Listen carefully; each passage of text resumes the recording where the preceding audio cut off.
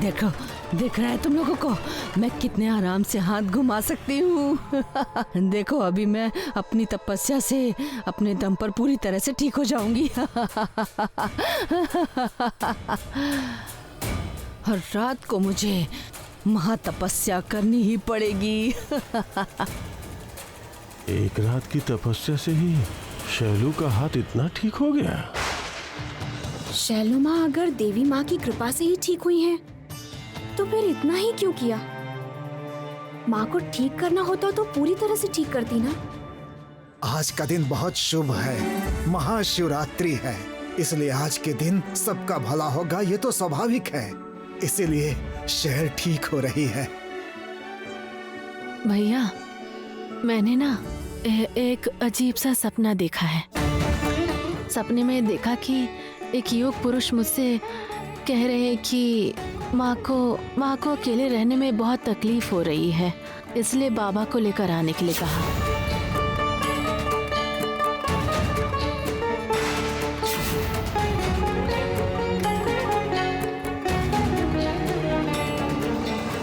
मुझे समझ में आ गया है दादाजी, इस सपने का कारण इस महाशिवरात्रि के पवित्र दिन पर महादेव को घर में लाना होगा। यही संकेत देवी माँ देना चाहती थी और छोटी दादी को भी योगी जी यही बोल कर गए हैं। तुम शिवलिंग प्रतिष्ठित करने की बात कर रही हो? हाँ दादाजी, बाबा का शिवलिंग हम देवी माँ के पास ही प्रतिष्ठित करेंगे। असंभव, ये मैं किसी भी हाल में नहीं होने दूंगा। नहीं गौरी, तुम्हारी बहुत जिद, बहुत मनमानी मैंने सहन कर ली, लेकिन ये मैं किसी हाल में नहीं होने दूंगा। कुछ दिन पहले तुमने सरस्वती माँ की पूजा की थी, मैंने रोका नहीं। ये नहीं हो पाएगा। जिस घर में स्वयं घूंघट काली माँ प्रतिष्ठित है, उस घर में कोई और भगवान प्रतिष्ठित नहीं होंगे। इस तरह रुकावट मत डालिए छोटे दादाजी। इस मंदिर में देवी माँ रहती हैं, तो फिर क्या महादेव नहीं रह सकते? ये काम तो हम लोगों को बहुत पहले ही कर लेना चाहिए था। इसीलिए तो छोटी दादी माँ को इस तरह का सपना दिखा है। महादेव खुद ही आना चाहते हैं हमारे घर पर। ये तो हमारा परम सौभाग्य होगा। मुझे भी लगता है कि मंदिर में शिव जी की प्रतिष्ठा होनी चाहिए। नहीं, और किसी भगवान को इस घर में नहीं ला सकते हैं। नहीं शैलो माँ, आप अभी रुकावट मत करिए। अब तो इस घर में सब कुछ शुभ मंगल होने वाला है। आप बाधा देकर अमंगल मत करवाइए। शैल, तुम हर काम में खलल डालती हो। मैं कुछ नहीं बोलती हूँ, लेकिन शिव की प्रतिष्ठा में खलल मत डालना। अभी अभी तुम भगवान के आशीर्वाद से स्वस्थ होना शुरू की हो, उनको और नाराज मत करो बेटी। तुमने सपने में देखा और हमें शिव को प्रतिष्ठित करना होगा? इसका कोई मतलब है क्या? एक मंदिर में एक से ज्यादा भगवान की प्रतिष्ठा करना बिल्कुल सही नहीं है। तो हमारे घर में शिव जी की प्रतिष्ठा नहीं होगी। वैसे ये भी ध्यान रखना पड़ेगा कि बाबा को सिर्फ प्रतिष्ठित करने से नहीं चलेगा। नियम के अनुसार रोज उनकी पूजा के लिए समय भी निकालना पड़ेगा। माँ, भोलेनाथ तो बहुत कम में ही खुश हो जाते हैं। सिर्फ गंगा जल और बेलपत्र चढ़ाने से ही खुश हो जाते हैं। लेकिन मैंने तय किया है, जिस तरह देवी माँ की धूमधाम से पूजा करते हैं, उसी तरह महादेव की भी करेंगे। मैं कोई भी कमी नहीं रहने दूंगी उनकी पूजा में। अच्छा, मुझे एक बात कहनी है। मैं कह रहा हूँ कि मतलब शिवरात्रि की पूजा तो किसी दूसरे मंदिर में भी तो की जा सकती है ना? नहीं, वो तो किया जा सकता है, लेकिन जब एक पवित्र दिन में अरुंधति ने सपना देखा है तो इसका जरूर कोई अर्थ होगा। किसी दूसरे दिन तो इसने देखा नहीं, और ये कोई नई घटना नहीं है।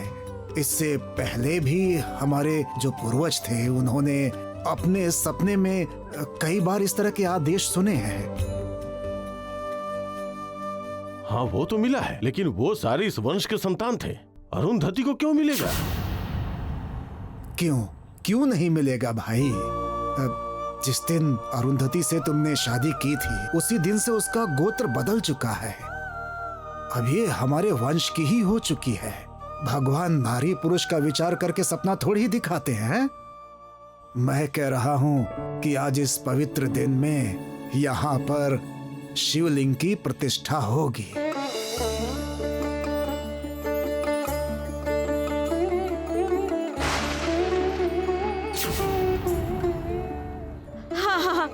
बहुत अच्छा होगा पापा जी, बिल्कुल मन लगाकर पूजा होगी। मैं जाती हूँ, देवी माँ को ये खबर देकर आती हूँ कि देवी माँ के पास महादेव आने वाले हैं। अब सब कुछ अच्छा ही होगा इस घर में उनकी कृपा से, देखना। ठीक ही हुआ, भैया ने सही वक्त पर निर्णय लिया है। अभी नियम से उपवास रखकर चारों पहर बाबा पर जल ढालकर रात को जाग के शिवरात्रि के व्रत का पालन किया जाएगा। हाँ हाँ, ये तो किया ही जाएगा। आधी रात जग के व्रत का पालन करो। आखिर तुमने ही सपना देखा है, और जब तुम्हारे सपनों को पूरा करने की जिम्मेदारी भैया ने उठा ली है तो कौन क्या कह सकता है।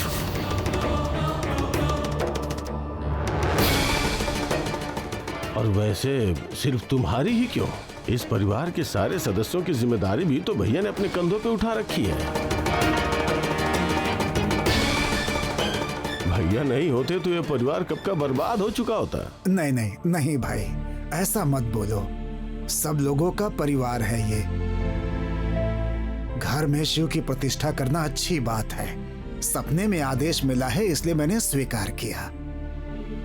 लेकिन दादाजी, सबसे पहले तो महादेव को ही लाना पड़ेगा, उसके बाद ही प्रतिष्ठा होगी ना। देखो, इन सब की तुम्हें चिंता करने की जरूरत नहीं। तुम लोग पूजा का आयोजन करो, बाबा को लाने की व्यवस्था मैं करता हूँ।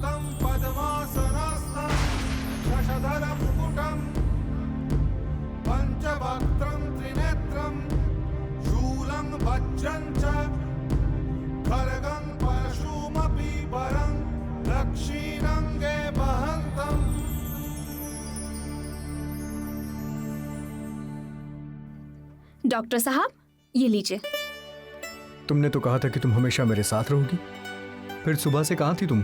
ये क्या, आज कितना सारा काम था पता है? और आज घर में क्या हुआ? क्या होने वाला है बताओ? आज इस घर में महादेव की प्रतिष्ठा होगी, शिवरात्रि का उद्यापन होगा यहाँ।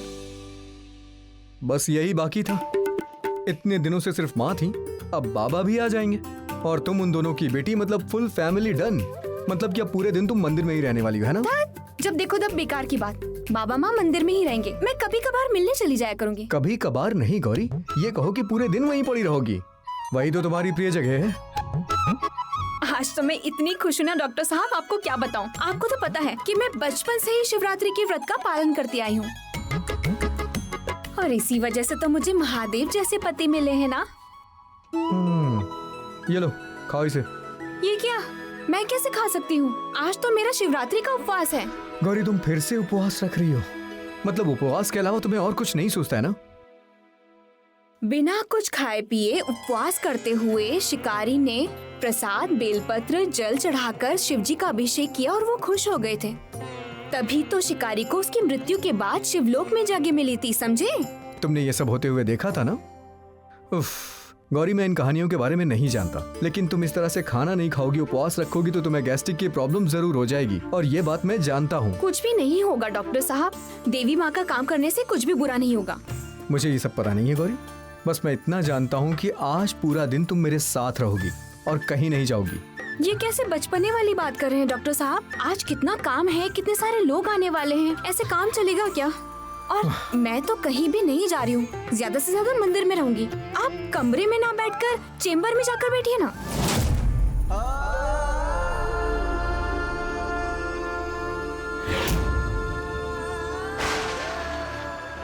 नहीं, अब मैं चैम्बर में नहीं बैठूंगा। मैं किसी भी हाल में चैम्बर में नहीं बैठूंगा। कुछ दिनों के लिए मेरा चैम्बर बंद ही रहेगा। अगर कोई आता है तो बता देना कि चैम्बर बंद है। नहीं डॉक्टर साहब, क्यों चैम्बर बंद रहेगा? कितने सारे गरीब रोगियों का इलाज नहीं हो पाएगा, ये बात सोची है आपने कभी? गौरी, मैं वहां बैठने के लिए मानसिक तौर पर तैयार नहीं हूं। अरे तुम मुझे क्यों नहीं समझ पा रही हो? अभी किसी रोगी को चेक करना, प्रॉपर ट्रीटमेंट करना मेरे लिए संभव नहीं है। प्लीज समझने की कोशिश करो। अच्छा ठीक है, आप नाराज मत होइए। इस तरह चैम्बर में बैठने की जरूरत नहीं है, आपका जब मन करेगा तभी बैठिएगा। लेकिन इस तरह कमरे में बैठकर आप करेंगे भी क्या? इससे तो अच्छा है कि आप मंदिर में चलिए, वहाँ पर सब लोग ही होंगे, आप पूजा देखना। गौरी, मैं कहीं नहीं जाऊंगा। तुम मंदिर में जाओ, वहाँ जाकर अपना व्रत वगैरह करो, मुझे इन सब में मत घसीटो। ठीक है तो फिर।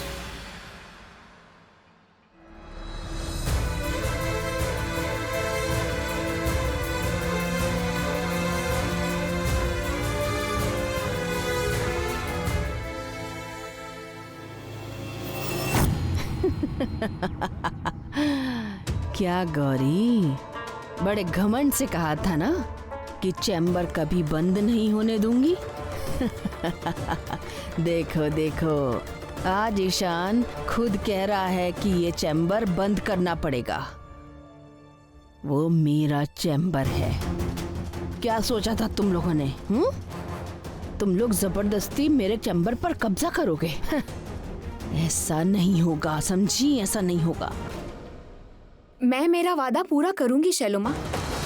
डॉक्टर साहब तो आज नहीं तो कल जरूर चेंबर में चले जाएंगे। लेकिन आप एक बात ध्यान रखिए। क्या लगता है आपको?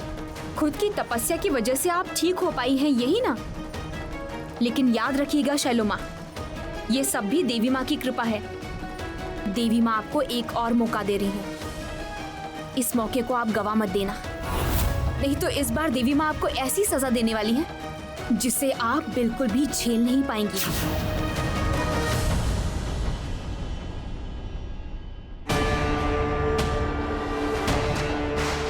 इस लड़की की हिम्मत दिन ब दिन बढ़ती जा रही है।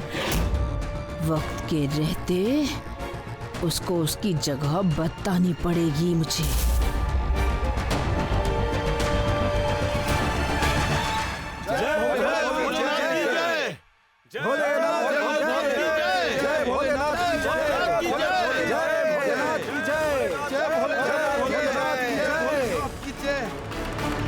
क्या हो गया? शिवलिंग को आप उठा नहीं पा रहे हैं क्या? ये तो यहाँ से हिल ही नहीं रहे, उतारेंगे कैसे? क्या बात कर रहे हो? इतने लोग मिलके शिवलिंग को उतार नहीं पा रहे हो? लगाओ लगाओ, हाथ लगाओ, कोशिश करो।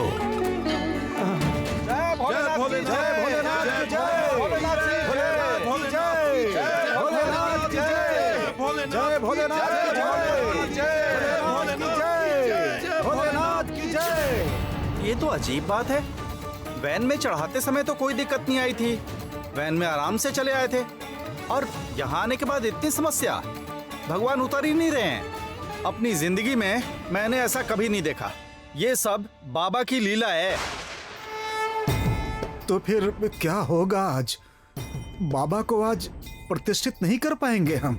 क्या बाबा अंदर नहीं जाना चाहते हैं?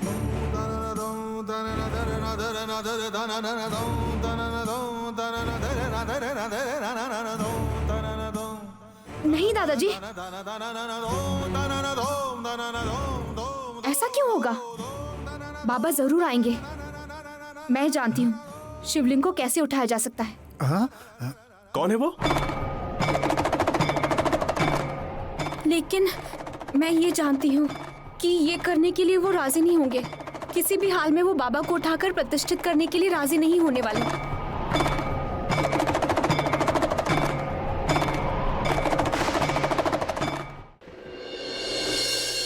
नहीं, मुझसे ये सब नहीं हो पाएगा गौरी। और मैंने तुमसे कहा था कि मुझे इन सब में मत घसीटो, उसके बाद भी तुम। डॉक्टर साहब गुस्सा मत कीजिए ना। प्यारे पतिदेव, चलिए ना, शिव जी को और कोई भी नहीं उठा पा रहा है, और मैं जानती हूँ कि सिर्फ आप ही उठा सकते हैं। मैं उठा पाऊंगा का क्या मतलब है? एक बार अगर मैंने शिवलिंग उठा लिया तो इसका ये मतलब नहीं है कि मैं बार बार उठा पाऊंगा। वो काम तो अचानक से हो गया था ना। ईशान, मैं क्या कह रही हूँ कि कोई तो उठा नहीं पा रहा है। तुम एक बार चलो ना बेटा, कोशिश करके देख लो। दादी ये बताइए, मैं कोशिश करके क्या करूंगा? हाँ, अगर कोई नहीं कर पा रहा है तो फिर मैं कैसे कर पाऊंगा? आप लोग गौरी की बात क्यों मान रहे हैं, बताइए। बेटा मैं एक बात बोलूं? देखो, सिर्फ कुछ ही घंटों के निर्णय से ये इस घर में इतना बड़ा आयोजन हो रहा है। परिवार के सभी लोग अपने हिसाब से हाथ बटा रहे हैं, और फिर इसी तरह से तो परिवार का बंधन अटूट बनता है ना। नहीं, तुमसे होगा या नहीं होगा, लेकिन कोशिश करके देखने में क्या बुराई है? क्या तुम इतना इस परिवार के लिए नहीं कर सकते बेटा?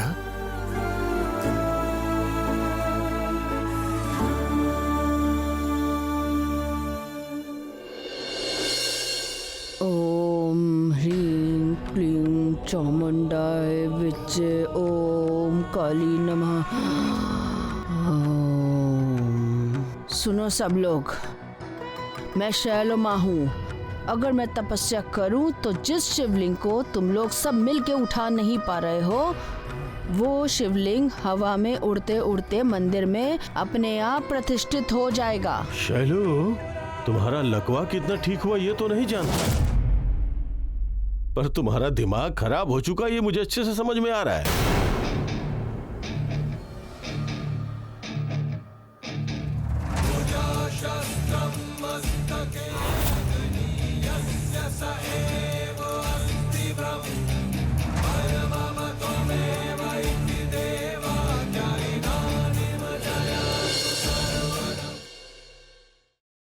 चलिए डॉक्टर साहब, महादेव को अंदर ले चलिए। ईशान ने इस मूर्ति को उठा पाएगा? इतने लोग उठा नहीं पाए और ईशान उठा लेगा? संभल के ईशान, कमर और पेट में चोट ना लग जाए।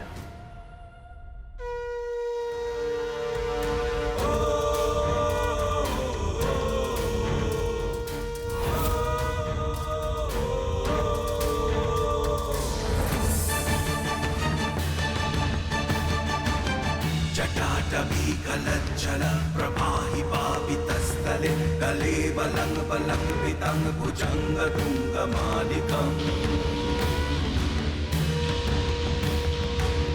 डमड्डमड्डमड्डमन्निनादपड्डमर्वयं चकार चण्डताण्डव तनातु नः शिवं शिवम्।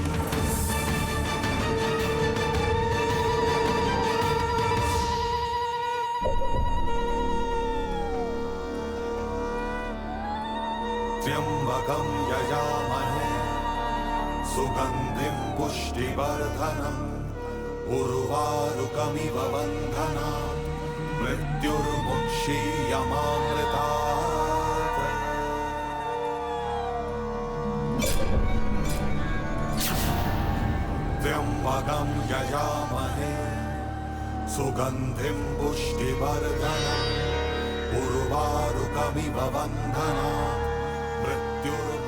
कितनी आश्चर्यजनक घटना है ना। ऐसी अद्भुत घटना मैंने आज तक पहले कभी नहीं देखी।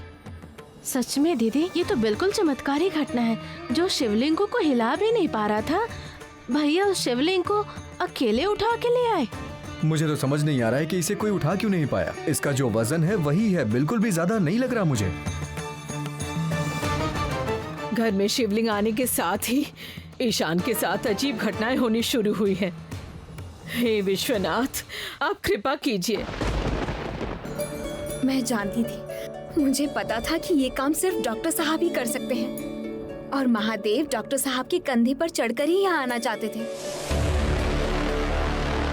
रुको, काफी समय से मैं तुम लोगों की बकवास सुन रही हूँ। शिवलिंग को प्रतिष्ठित करने के लिए पंडित कहाँ हैं? हाँ, वो काम भी गौरी और ईशान करेंगे। नहीं, पंडित जी तो चाहिए ही ना। विग्रह की प्रतिष्ठा करने के लिए सही मंत्रों का उच्चारण करना पड़ेगा, इसलिए तो पंडित जी चाहिए ही। इसकी व्यवस्था मैंने कर दी है। उस हर दिन के पूजा के पुजारी से नहीं होगा भैया? नहीं, ये तो मुझे पता ही है, और इसीलिए मैंने एक योग सिद्ध पुरुष से ये अनुरोध किया है कि वो हमारे घर में शिवलिंग की प्रतिष्ठा कर दे। आइए आइए योगी राज।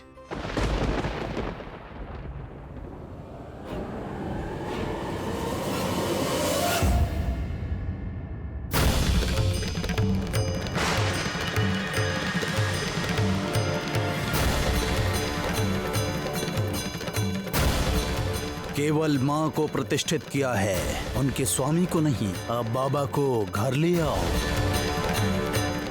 इस घर में शिवलिंग की स्थापना करने का निर्णय सर्वथा उचित है। माँ बाबा के बिना अधूरी हैं। इसका बोध देरी से ही सही, पर हुआ तो सही।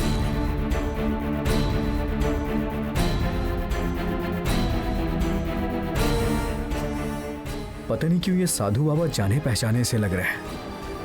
पहले कहीं देखा है क्या मैंने इन्हें? बिना वक्त गवाए इस मूर्ति को प्रतिष्ठित करने का इंतजाम करिए। महादेव को मैं प्रतिष्ठित करूंगी। नहीं, ये नहीं होगा। ये शिवलिंग उसी को प्रतिष्ठित करना होगा जो महादेव को यहाँ लेकर आया है।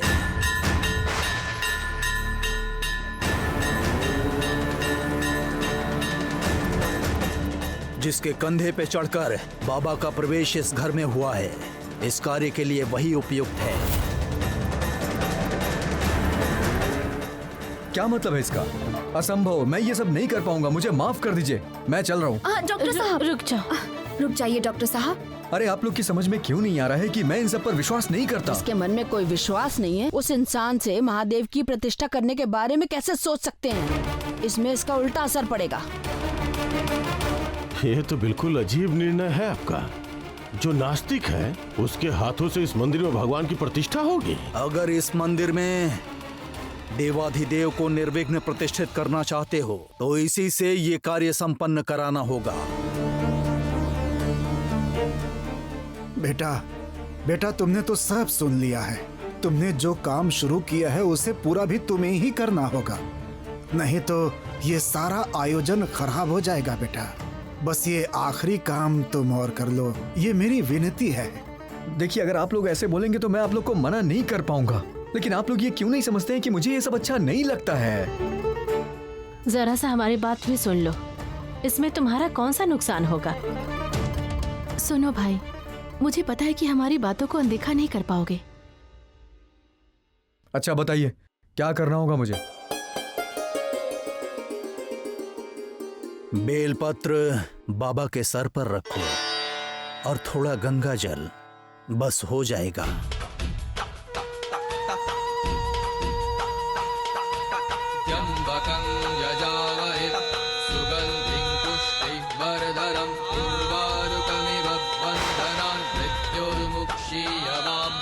त्र्यम्बकं